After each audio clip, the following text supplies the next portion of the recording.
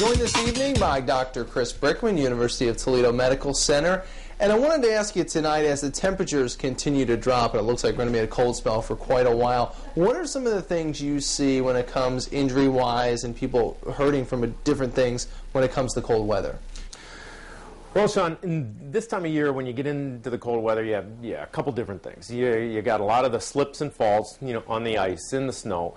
You also have older people trying to clear out driveways, clear out their sidewalks, etc., shoveling snow. They really haven't been doing anything for a few months physically, and it's a little bit more than the system can handle. Those are the people that we end up seeing heart attacks, on.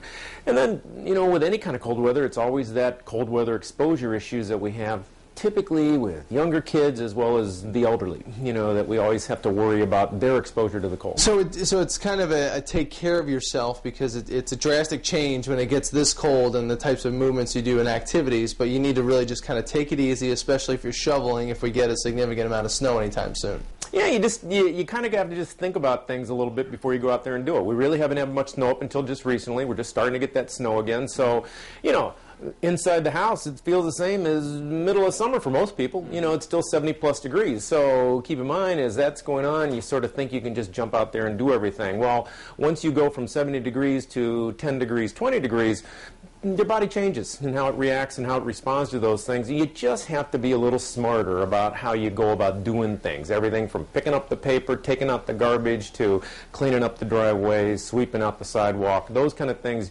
Get yourself dressed up. Make sure you have yourself warm before you go out there. You can get frostbite pretty quick in that kind of weather. And you have to be pretty sensible about how hard you're exerting yourself if you aren't somebody who's been doing much physical activity in some time.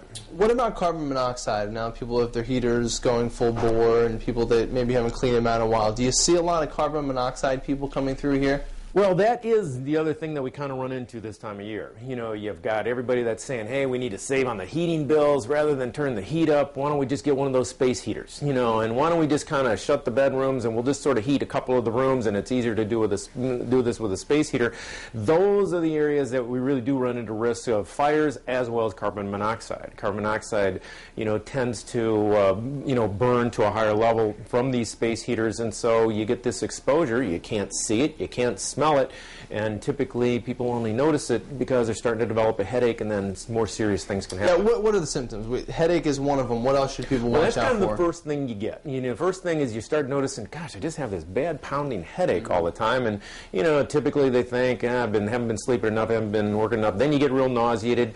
Next thing you start, getting confused, and by that point you're really running into some serious problems before you run into real respiratory problems. By the time you're getting short of breath, starting to have respiratory problems, you're getting to be pretty severely ill at that point. So the initial hallmark sign is that headache. You get that pounding headache that disappears when you go outside, or disappears if you go somewhere else. You're only getting it in the house if you're going it, but when you go to the store, if you don't feel it anymore, that might be a telltale sign. Exactly. The classic scenario we get is that person that says, Grandma, keeps getting these headaches on and off, and it only seems to happen at night. Grandma's out somewhere else during the day, she comes in, sleeps all night, complains of the headache when they come in here, but of course, or it could be something where everybody seems to get a headache, and then it comes and goes. Right. So whenever you get outside of that room, you don't have it. That's an area, easy way to check. You can get those carbon monoxide detectors, you just hang one up, and if it turns on, you know you got a problem. Yeah, and as we say with smoke detectors, you got to make sure you have the right batteries in there, and if you took your battery out for a Christmas toy,